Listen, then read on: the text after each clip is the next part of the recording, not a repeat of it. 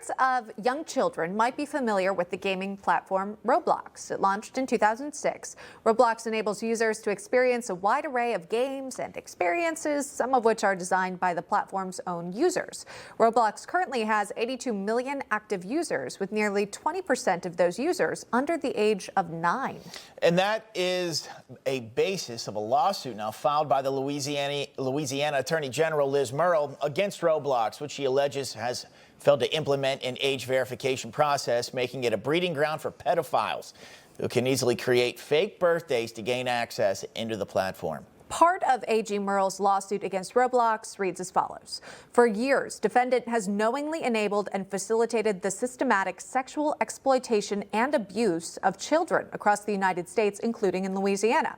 Through willful disregard and deceptive practices, defendant has perpetuated an online environment in which child predators thrive, directly contributing to the widespread victimization of minor children in Louisiana. With that, it is our pleasure to welcome in the Louisiana AG Liz Murrill.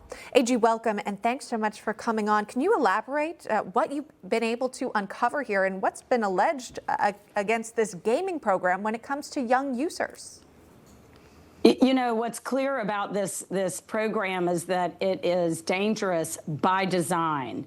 They have deliberately kind of prevented some of the tools to be used that would prevent sex predators from having kind of, you know, free range use of the program to run down and identify children to groom. And they've done that in order to increase their user engagement. So absolutely putting profit over the protection of our children.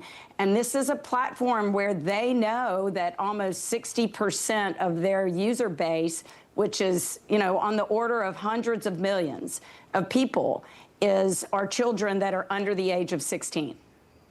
General, I want to talk about the statement that Roblox put out here defending their platform. It reads this in part: every day, tens of millions of users of all ages have safe and positive experiences on Roblox.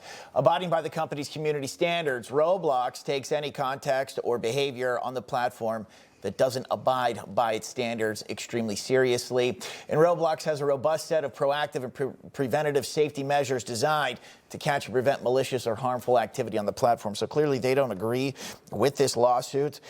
Your response to their statement? I think their statement is absurdly tone deaf.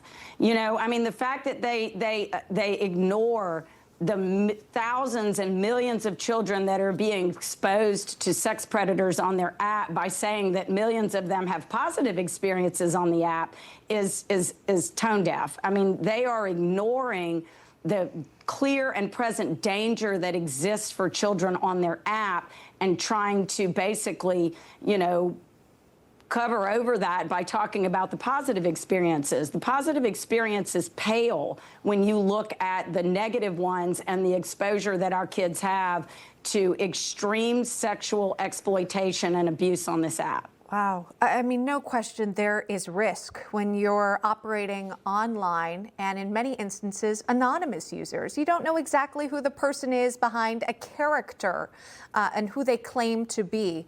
My concern is, of course, if this were to be taken offline, and so much damage can be done when you're communicating back and forth with someone remotely. Even that can have an influence on a young child, or photos exchanged. But do you know of any examples of when something happened offline from Roblox and a child was impacted?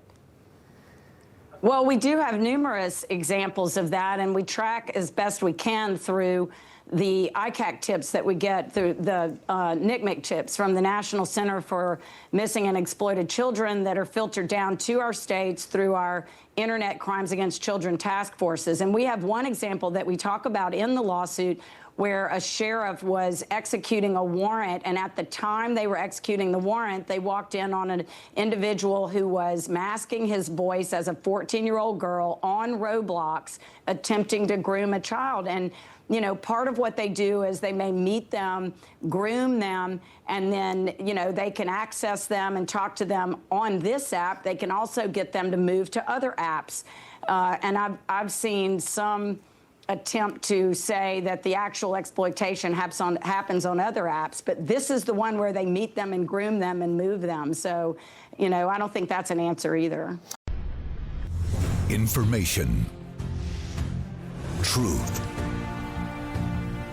is freedom.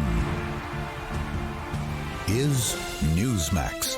It's real news for real people.